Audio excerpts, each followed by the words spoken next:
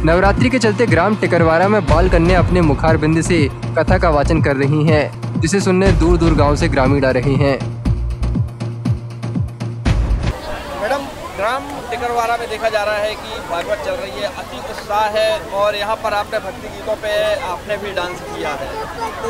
क्या माहौल है और क्या कार्यक्रम है जो आगे यहाँ पे शुरू करेंगे? सबसे पहले तो नवरात्रि की मैं सबको बहुत बहुत शुभकामनाएं देती हूँ। और इस समय में मैं टिकरवाड़ा ग्राम पंचायत में बैठी हुई हूँ और माँ भगवती के दरबार पे पूरी गांव में बड़े उत्साह माहौल है।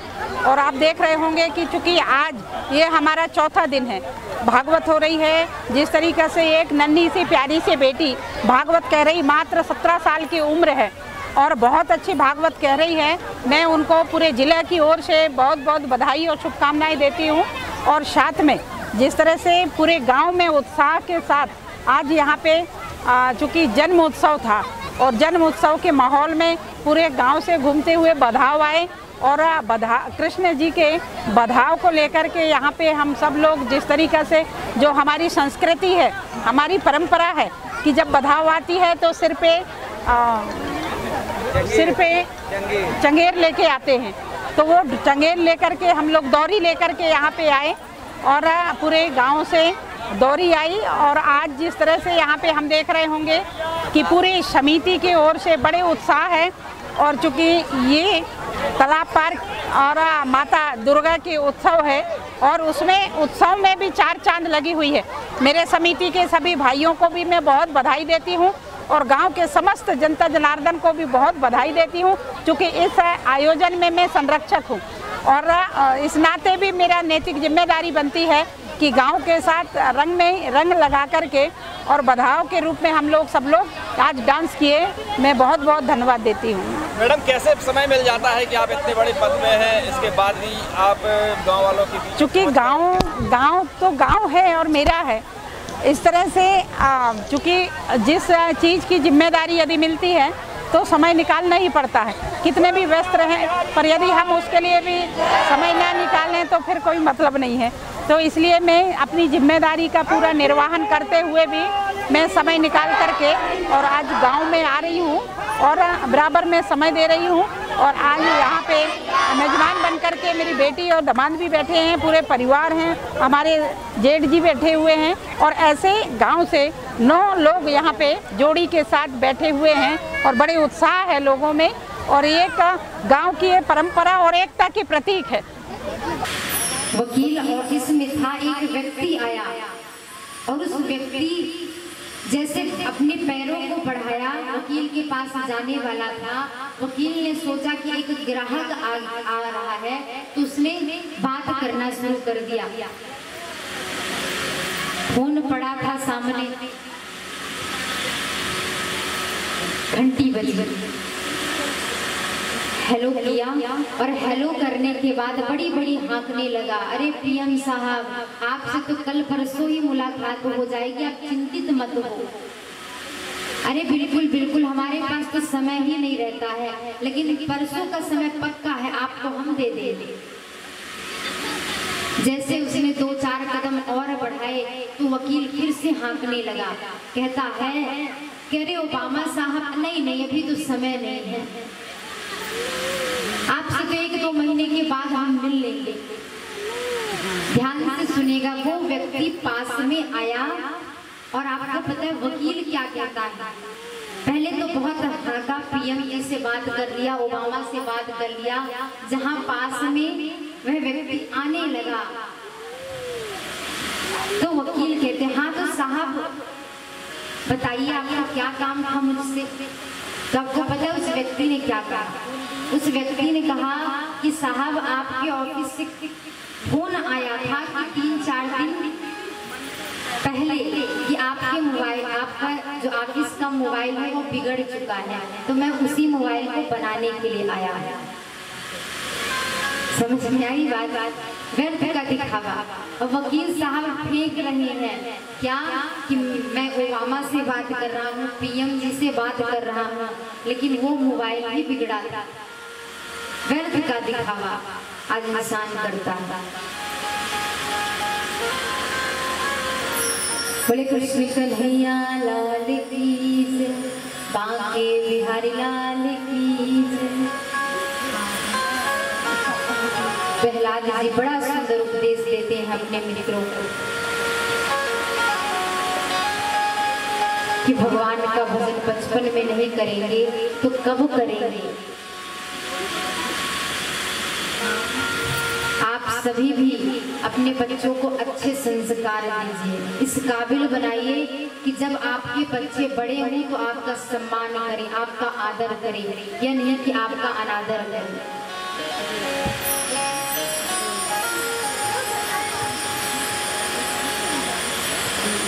अगर आप नशे में डूबे हुए हैं तो आपके बच्चे भी नशे में डूबेंगे।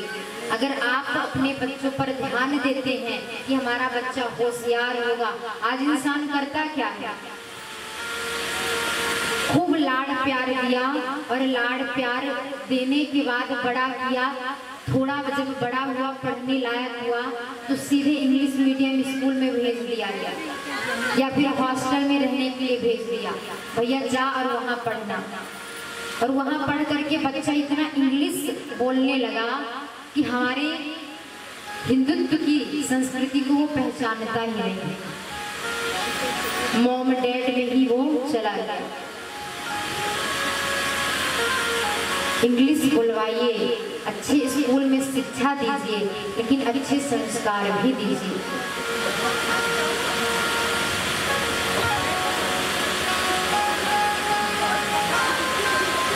अपने बच्चों को ये सीख दीजिए कि शराब मदिरा का पान ना करें, इनका सेवन ना करें।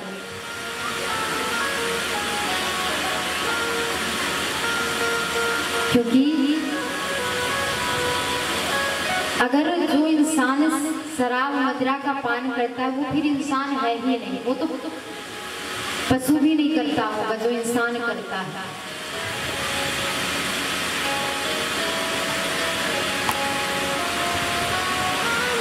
और जो नशा करता होगा ना उससे पूछ लेना, भैया के फायदे बता दे, हम भी शुरू कर देते हैं, हम भी कर लेंगे नशा, कोई फायदा हो तो।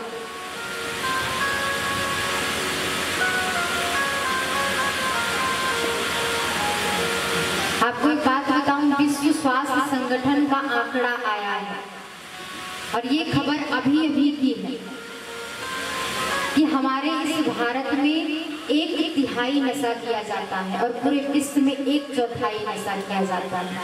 आप स्वयं सोचिए, हमारा भारत विश्व गुरु है और अगर हम ऐसा कार्य करेंगे तो ये तो फिर बहुत दुर्गुण वाली बात है।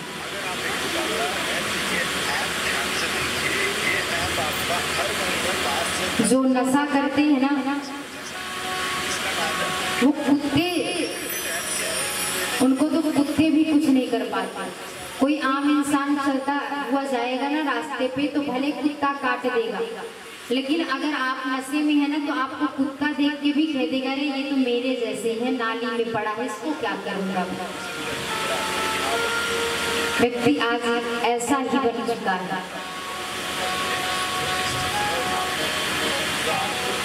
लोग ऐसी ऐसी स्टाइलिश बोतल पीते हैं शराब की कहना ही क्या, बीड़ी सिगरेट गुटखा और न जाने क्या क्या आजकल आता है वो सब ग्रहण करते हैं। डस्टबिन कई बना लिया है अपने आप को, जब मन किया कुछ भी अपने पेट के अंदर डालते गए। अब जब आप नशा करोगे, राजश्री सिगरेट का सेवन करोगे तो भगवान कैसे मिलेंगे, भगवान को कैसे पाओगे। भगवान ऐसे लोग को नहीं मानते। एक बार एक व्यक्ति गया भगवान के पास और भगवान से जाकर के कहता है कि हे भगवान मेरी शराब छुड़वा दो। भगवान आश्चर्य में पड़ गए कि दुनिया में पहला व्यक्ति है जो मेरे पास ये कहने के लिए आया है कि मेरा शराब छुड़वा दो। भगवान बड़े प्रसन्न। भगवान ने कहा कि अच्छा तुम शराब छुड़वाने के लिए आए हो। उस व्यक्ति ने कहा कि भगवान लगता है आप कुछ दूसरा सोच रहे हैं। बोले क्या मतलब? बोले मेरा कहना ये है कि पटना पुलिस ने मेरे शराब को जब्त कर लिया, आप उसे छुड़ा दो। भगवान ने कहा कि वही तो मैं सोच रहा था कि दुनिया में आज तक कोई ऐसा व्यक्ति नहीं आया जो मुझसे ये कह दे कि मेरे शराब छुड़वा दो।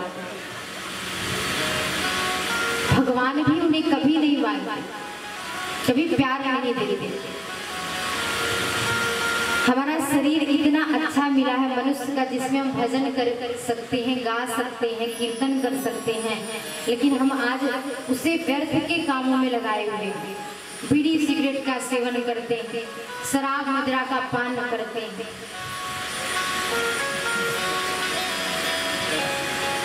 आप राजश्री का सेवन, शराब का सेवन करते हो, नशा का सेवन करते हो, तो दुर्गुण में आपका नाम आएगा, अच्छे में आपका नाम नहीं आ सकता।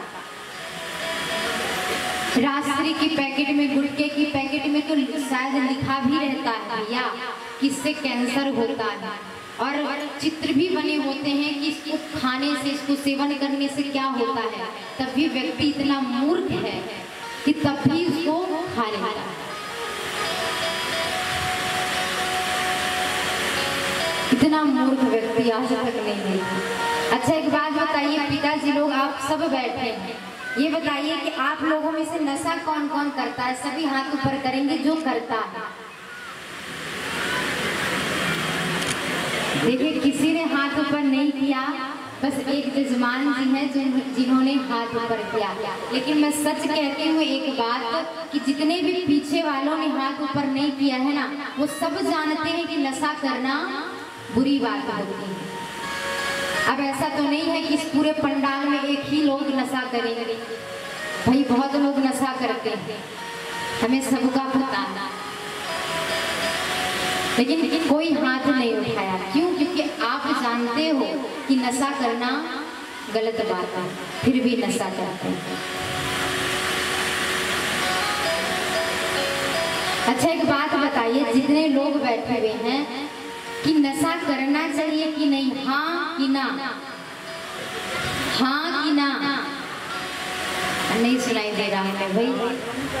राजस्व कहाँ से जाएगा? शासन को राजस्व कहाँ से मिलेगा? बोले कृष्ण कन्हैया लाल की जय। शासन को राजस्व देने के लिए सोचेंगे ना महाराज, तो व्यक्ति आप जीवित ही नहीं रहेगा। एक बात ध्यान दीजिएगा,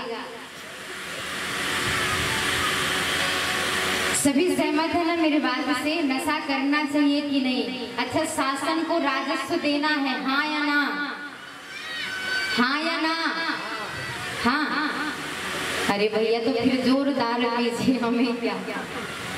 लेकिन हम एक बात कहें, हमारा कथा करने का मतलब तो यही है, जैसे कमेटी में जितने भी सदस्य हैं, ठीक है, जितने भी सदस्य हैं, क्योंकि मेरा तो, मैं जहाँ कथा करने जाती हूँ, कोई ना कोई बात अगर नशा करते हैं तो छुड़वा करके ही आती है, तभी मेरा कथा करना सार्थक होता है। अभी यहाँ पास में लिमरुआ है, यहाँ हमारे भक्त हैं। अंतिम दिवस हम सभी ने संकल्प कराया था, 20 से शायद 25 वर्ष तक के भक्त हैं वहाँ। सब कुछ, रहने की व्यवस्था, खाने की व्यवस्था, और प्रोग्राम तो इतना बढ़िया किया था कि कहना ही क्या। और अंतिम दिवस जब संकल्प कराया तो उन्होंने हमारी बात भी मानी कि नशा करना पाप, नशा नहीं करना।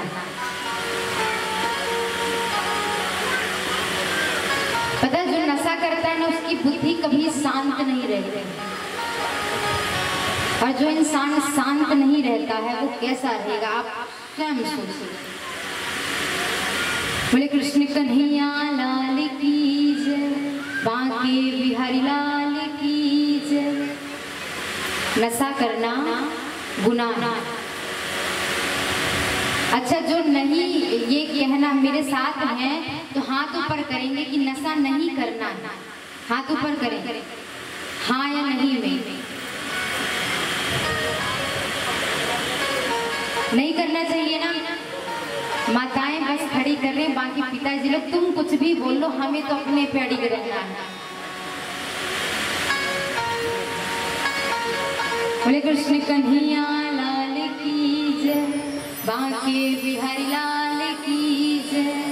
लेकिन मैं एक बात कहना चाहूंगी, एक बेटी की पुकार है आप सब से, क्या कि जीना है तो पापा शराब मत पीना और मरना है तो पीना। लेकिन मैं तो यही कहूंगी कि हम कथा में आए हैं, अगर हम कथा से कोई अच्छी चीज नहीं ले रहे हैं तो फिर आपके समय का दुरुपयोग है, क्योंकि हम इस कथा पे पैसा कमाने के लिए नहीं आए हैं, ना हम इस कथा पे प्रभाव जमाने के लिए आए हैं, हम इस कथा में अपना स्वभाव बनाने के लिए आए हैं। और अगर अपने अंदर 10-5 भी दुर्गुण हैं उसमें से कुछ निकाल दें तो हम अच्छे इंसान बन सकते हैं। और इस मंच से मैं एक ही निवेदन करूंगी कि नशा करना छोड़ दीजिए, तभी आपका जो आप इंसान है ना वो सार्थक होगा। बोले कृष्ण कन्हैया लाल की जय। और एक ही बात सभी से कहूंगी, क्या कि जीना है तो पापा शराब मत पीना, जीना है तो पापा शराब मत पीना।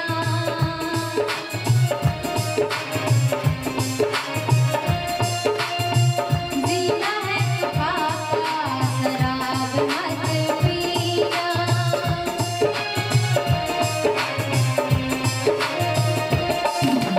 सभी प्रेम से तालियां बजाते हैं।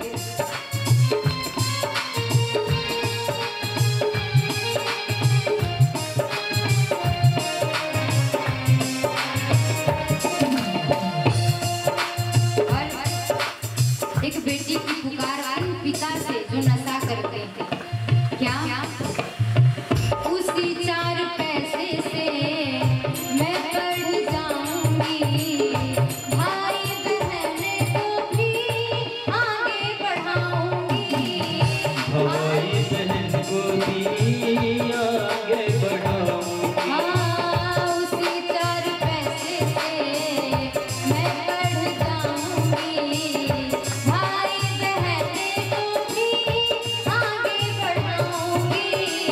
भाई बहन को भी आगे बढ़ाऊंगी। और एक बेटी क्या कहती है, सभी लोग कहते तेरा, सभी लोग कहते तेरा बाप है कमीना, जीना है तो पापा शराब मत पीना। जीना है तो पापा शराब मत पीना।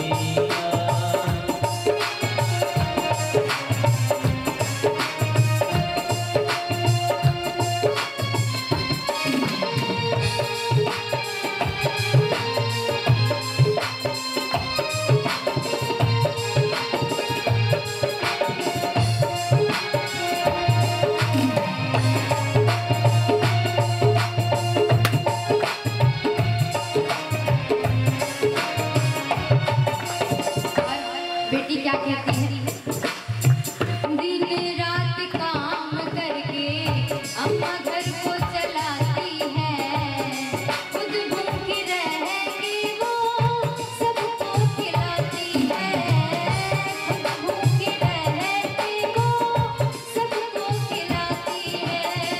दिन रात काम करके घर को चलाती है, खुद भूखी रह के वो सबको खिलाती है। और जो मेरे बात से सहमत है उठाना पूरे हाथ। सहमत हो पिताजी लोग, सभी हाथ ऊपर करेंगे।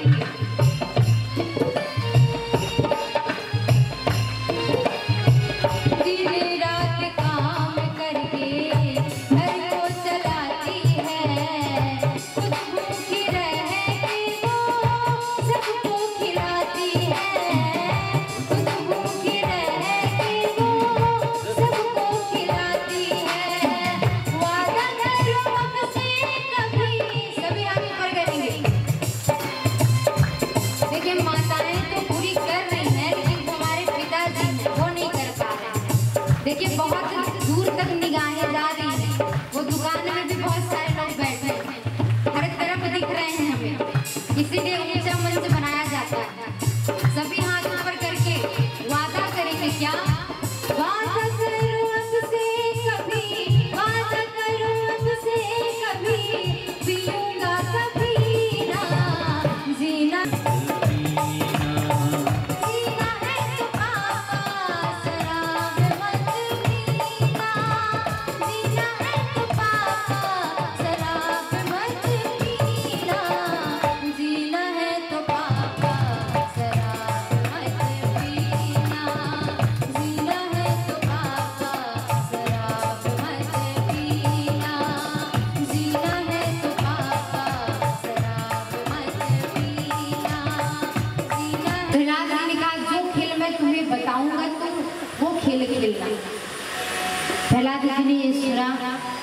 बोला। मित्रों ने कहा कि कैसा खेल बताओ, नियम क्या है खेल के? तो बोले नियम ये है कि भजन करना। मित्रों ने कहा ना भैया हमें भजन नहीं करना है, क्योंकि अगर हम भजन करेंगे तो गुरु जी आ जाएंगे, तुम्हारे पिताजी आ जाएंगे, और अगर पिताजी आ गए तो फिर जानते हो। तो प्रहलाद जी ने कहा कि मुझे खाई से फेंकवा दिया तब भी मुझे कुछ नहीं हुआ, हाथी के सामने भी मुझे फेंकवा दिया तब भी मुझे कुछ नहीं हुआ, तो अब क्या होगा? मेरी बात मानो और तुम सब भजन करो मेरे साथ। आज किसी के हाथों में मृदंग दे दिया,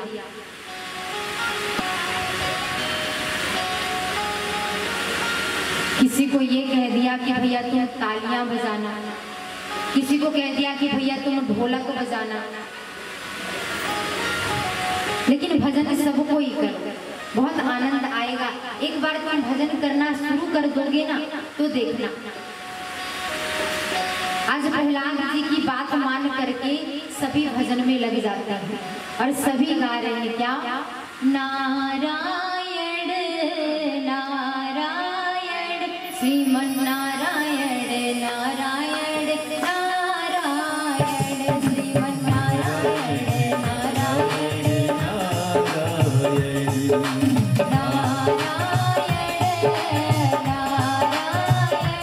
लक्ष्मी नारायण नारायण नारायण लक्ष्मी नारायण नारायण लक्ष्मी नारायण नारायण नारायण श्रीमन नारायण नारायण नारायण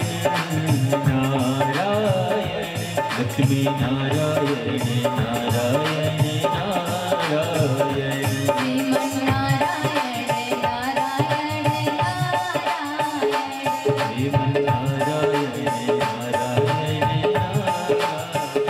बद्री नारायण नारायण नारायण बद्री नारायण नारायण नारायण श्रीमन नारायण नारायण नारायण श्रीमन नारायण नारायण नारायण। आज सैनिक आए और आकर के प्रहलाद को रोकना चाहा। जैसे प्रहलाद को पकड़ करके रोकना चाहा तो वो भी भगवान के भजन में गुम हो गए। बहुत समय बीत गया तो गुरु जी ने सोचा कि अरे भैया सैनिकों को तो भेजा था, अभी तक आए क्यों नहीं? तो स्वयं आ जाते हैं पतले दुबले से। गुरु जी को आते देखकर मित्रों ने, सखाओं ने प्रहलाद जी के इशारा किया कि भैया गुरु जी आ रहे हैं। प्रहलाद जी ने कहा कि आने दो, आज जो होगा देखा जाएगा। प्रहलाद जी आए, भजन कर रहे हैं, वो तो है ही, लेकिन गुरु जी आते हैं। गुरु जी जैसे आए तो आज प्रहलाद देखते हैं जितने मित्र थे सबको इशारा कर दिया और मित्रों ने गुरु जी को गोद में उठा लिया। जैसे गोद में उठाया तो आज गुरु जी भी भजन में लगे गए, नारायण नारायण नारायण। और ऐसा कीर्तन चला, ऐसा कीर्तन चला कि हिरण्यकश्यप को पता चला। जैसे पता चला तो हिरण्यकश्यप आया, बड़े क्रोध में था, अपने पुत्र को देखा, गुरु जी को फटकार लगाई कि मैंने तुम्हें मना किया था कि तुम मेरे पुत्र को ऐसी शिक्षा मत दो, और आज तुम स्वयं नारायण का नाम ले रहे हो। आज ये बात कही तो गुरु जी शांत हो गए, लेकिन गुरु जी ने एक बात कही, कहा महाराज एक बात बताऊं, आनंद बहुत आया। गुरु जी जैसे ये बात बोले आनंद बहुत आया तो हिरण्यकश्यप ने कहा कि एक तो मेरे पुत्र को बुरी शिक्षा देते हो, ऊपर से कहते हो कि बहुत आनंद आया। आज प्रहलाद को पकड़ लिया और पकड़ करके कहते हैं कि हे दुर्विनीत मंदात्मन कुल भेदा कराधा स्तब्धम मध्यासनोधूतम निश्चितादियम छय। कहा कि हे दुर्विनीत मंदात्मन, तुम्हें कितनी बार मैंने समझाया कि नारायण का नाम मत लो। आज तो मैं तुम्हारे नारायण से ही निपटूंगा। बताओ नारायण कहाँ है? प्रहलाद जी ने कहा कि पिताजी मेरे नारायण तो सब जगह है, सभी जगह व्याप्त है। क्योंकि कहा कि सूर अनेक फिरे कड़मागत पै पद सूर सुस्वादिका।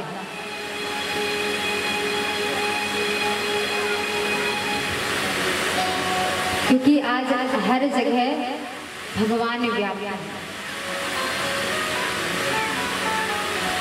बड़ा सुंदर बात बता रहे हैं।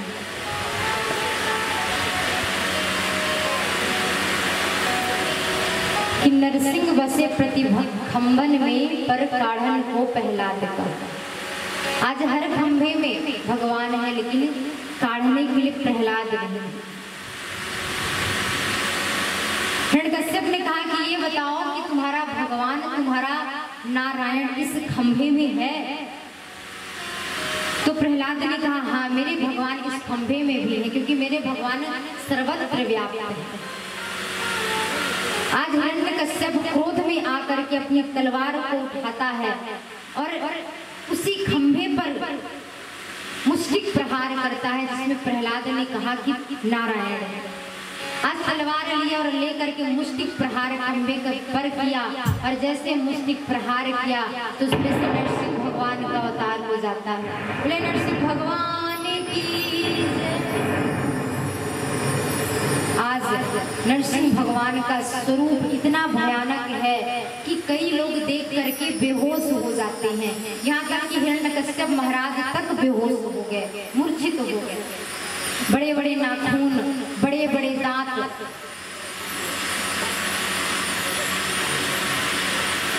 बड़ी बड़ी मूछें, बड़ी बड़ी आंखें। आज इस दृश्य को देख करके सभी डर गए। और तभी लेकिन एक बात सुखदेव महाराज वर्णन करते हैं कि सभी डर गए, लेकिन भगवान के सखा, भगवान के भक्त मतलब प्रहलाद जी नहीं डर गए। आज भगवान के स्वरूप को देख रहे हैं, बड़े प्रेम से रह गए। और तब आज नरसिंह भगवान हिरण्यकश्यप को पकड़ा और पकड़ करके अपनी जंघा में पटका और बीच डहरी में जाकर के बैठ जाते हैं। आज जैसे पकड़ लिया नरसिंह भगवान ने हिरण्यकश्यप को, तो इस दृश्य को देख करके उस हिरण्यकश्यप ने कहा कि महाराज, अगर तुम मुझे मारना चाहते होगे ना तो तुम मुझे नहीं मार सकते। क्यों? क्योंकि मैंने ब्रह्मा से वरदान मांगे। भगवान ने कहा कि कौन से वरदान मांगा है आपने? तो कहा मैंने वरदान मांगा है कि न मैं दिन में मरूं न मैं रात में मरूं। भगवान ने कहा कि तुम ही बता दो ये दिन है कि रात। तो भगवान हिरण्यकश्यप को अपनी जंघा में जब पटके तो वो समय गोधूली बेला, जब गौ माताएं अपने घर को प्रवेश करती हैं। हिरण्यकश्यप ने कहा कि ये तो गोधूली बेला है, शाम का समय है, ना दिन है ना रात है, और ये रात भी है और दिन है, दिन भी है, दोनों है, दोनों ही नहीं है।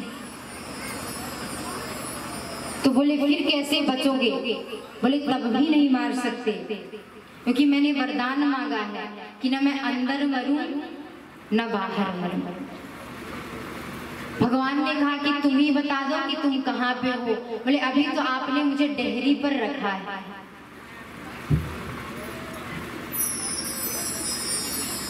कहा कि फिर भी नहीं मार सकते। बोले क्यों? बोले मैंने ब्रह्मा से ये भी वरदान मांगा है कि न मैं अस्त्र से मरूं न मैं शस्त्र से मरूं। भगवान ने कहा कि न मैं तुम्हें अस्त्र से मारूंगा न मैं तुम्हें शस्त्र से मारूंगा, मैं तुम्हें अपने नखूनों से मारूंगा। बोले नहीं मार सकते। बोले क्यों? क्योंकि मैंने ये भी वरदान मांगा है कि न मैं मनुष्य से मरूं न मैं पशु से मरूं। बोले तुम ही बता दो कि मेरा स्वरूप कैसा है। कहा तुम तो मनुष्य भी हो और पशु भी हो, शेर का मुख है और मनुष्य का शरीर है। कहने का अर्थ है कि तुम दोनों हो और दोनों भी नहीं। एक चीज तो है ही नहीं भगवान।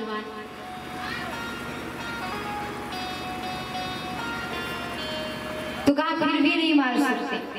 बोले क्यों? क्योंकि मैंने मांगा है कि मैं 12 महीने में कभी भी ना मरूं।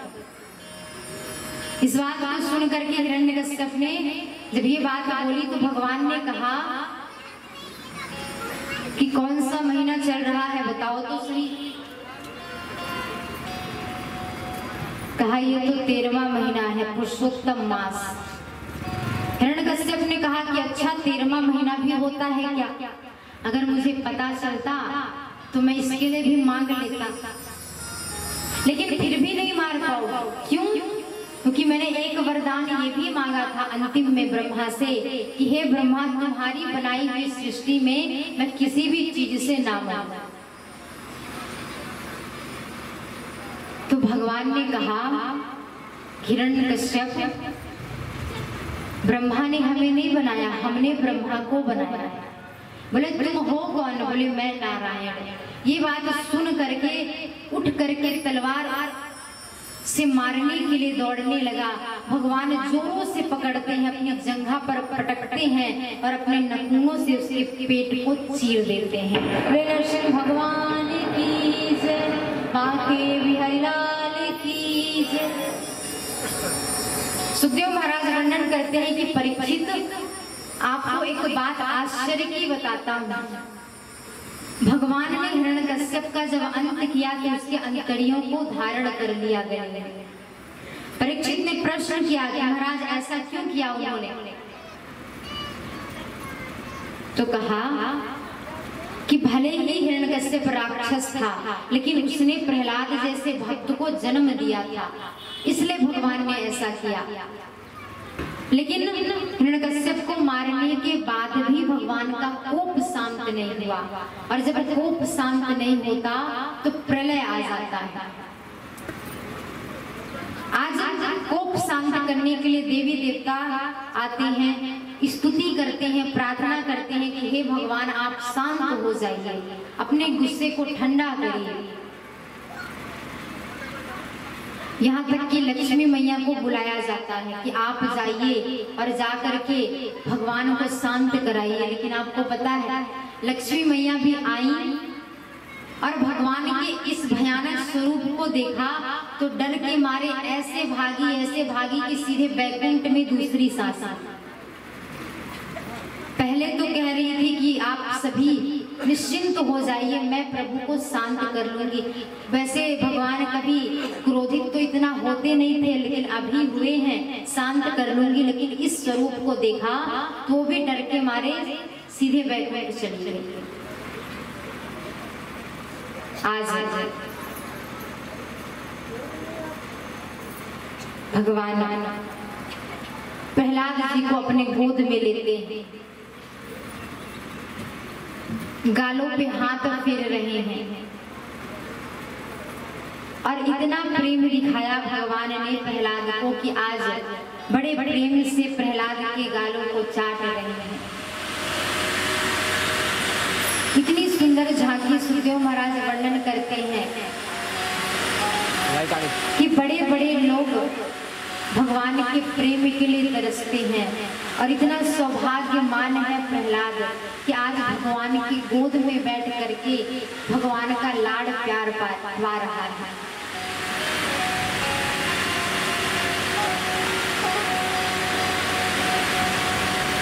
आज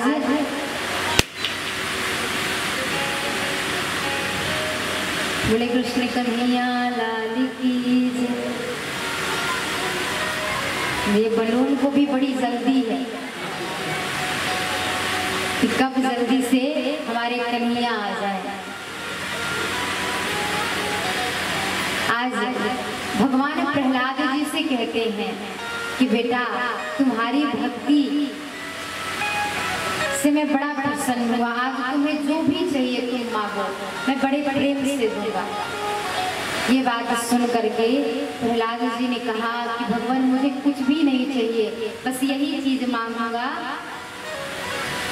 लेकिन ये कहने से पहले ही प्रहलाद जी रुक गए, बस यही बोल दिया कि भगवान मेरी जो इंद्रियां हैं वो हमेशा आपका दर्शन चाहें, आपका भजन करना चाहें, और ये जो मेरा मन है ना वो हमेशा आपके चरणों में लगा रहे, और कुछ नहीं मांगना।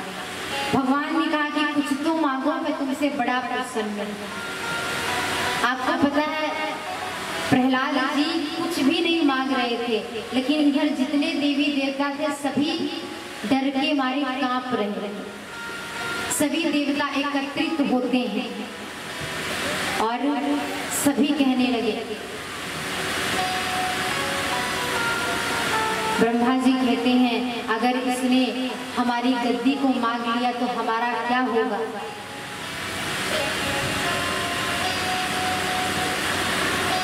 किसी ने कहा कि ये तो सही बात है, क्योंकि इतने प्यार से भगवान पूछ रहे हैं उस प्रहलाद से कि क्या लोगे, तो ऐसा लगता है कि हमारा मंच ही उसे उठा करके दे देंगे और कुछ भी नहीं चाहिए। भगवान बड़े प्रसन्न, कहते हैं कि तुम्हारे जैसा पुत्र जिस घर में हो जाए तो कई पीढ़ियों तक आनंद उन्हें मिलता रहे। बांके बिहारी लाल की जय।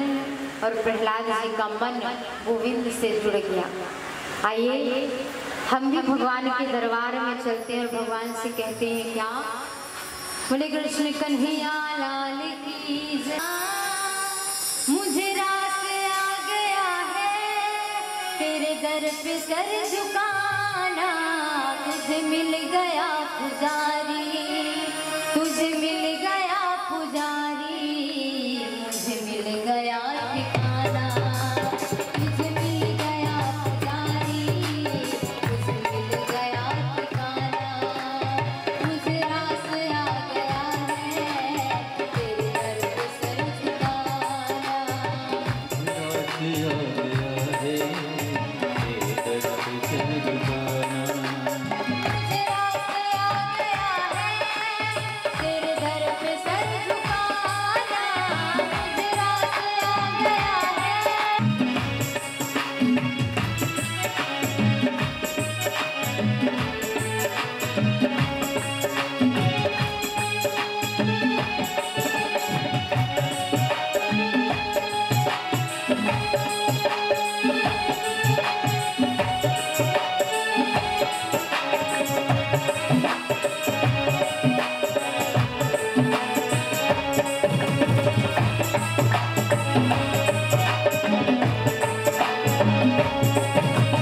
मुझे इसका गम नहीं है कि ये दुनिया रूठ जाए, मुझे इसका गम नहीं है कि ये दुनिया रूठ जाए। मेरी जिंदगी के मालिक, मेरी जिंदगी के मालिक, दुनिया रूठ जाए। मेरी जिंदगी के मालिक, दुनिया रूठ जाए। मुझे रास आ गया है तेरे दर पे सर झुकाना, रास आ गया है तेरे दर पे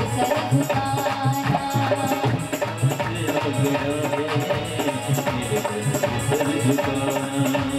मुझे रास आ गया है तेरे दर पे सर झुकाना, मुझे रास आ गया है तेरे दर पे सर झुकाना। मुझे रास आ गया है तेरे दर पे सर झुकाना, रास आ गया है तेरे दर पे सर झुकाना। मुझे मिल गया पुजारी, मुझे मिल गया पुजारी, मुझे मिल गया ठिकाना। तेरे दर पे सर झुकाना, रास आ गया है तेरे दर पे सर झुकाना। मुझे मिल गया पुजारी, मुझे मिल गया पुजारी, मुझे मिल गया ठिकाना।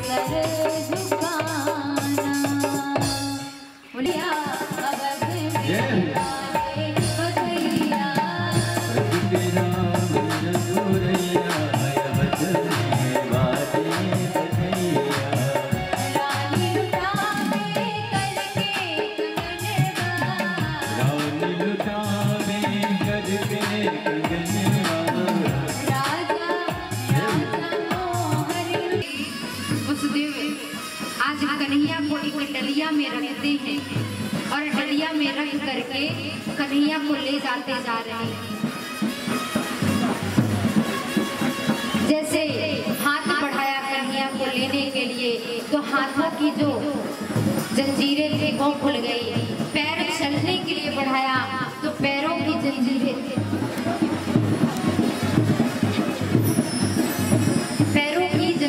खुल गई। भगवान को लेकर के वसुदेव जी जा रहे थे। वातावरण आज वसुदेव जी को देख करके कहती है, अगर आपको गोकुल जाना है तो आपको यमुना जी को पार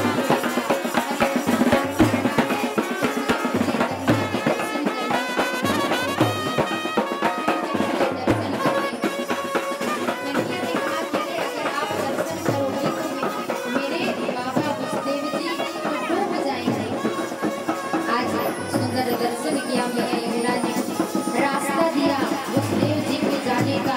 उठने तक से पानी हो गया, वसुदेव जी चले पास हो रहे हैं। जितने गोकुल के वासी हैं सभी निद्रा में लगे हुए हैं, घोर निद्रा में लगे हुए हैं। तभी वसुदेव जी कन्हैया को यशोदा मैया के यहाँ उठा करके रखा और कन्या को अपने डलिया में बिठाया और वहां से चल दिए। बोले कृष्ण कन्हैया लाल की जय, बांके बिहारी लाल की जय, प्रेम से बोले राधे राधे। और जैसे ही वसुदेव जी उस कन्या को लेकर के आए तो सारे द्वार बंद होने लगे। कहने का अर्थ है कि जब हम परमात्मा के शरण में जाते हैं तो सारे रास्ते खुल जाते हैं। जब हम माया के शरण में जाते हैं तो सारे रास्ते बंद हो जाते हैं। आज वसुदेव जी कन्या को लेकर के आए और अब इधर यशोदा मैया को पता चला कि उनके घर लाला का जन्म भया है तो सभी बड़े बड़े प्रसन्न हैं, बड़े खुश हैं। बोले कृष्ण कन्हैया लाल की जय, बांके बिहारी लाल की जय, बाल कृष्ण लाल की जय। ओ मैया एक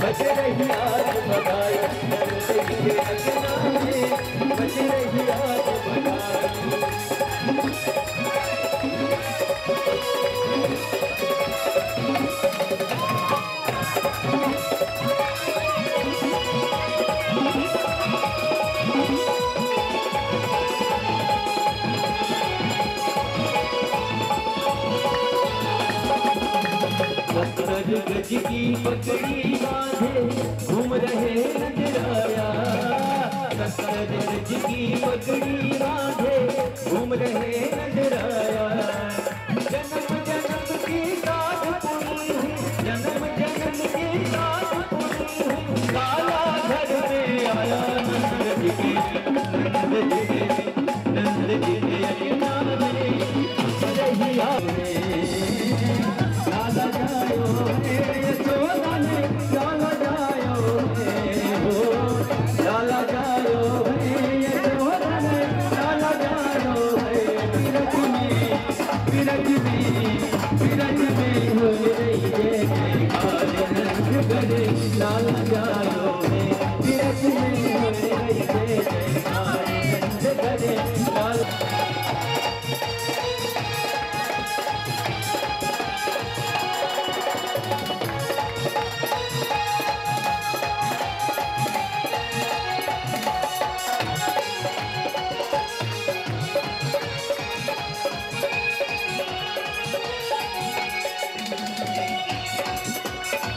चौरासी कोस में भैया, गज चौरासी कोस में भैया, गज चौरासी कोस में भैया, सब कहीं धन्य यशोदा मैया। गज चौरासी कोस में भैया, सब कहीं धन्य यशोदा मैया। हरी वर लाला जायो है,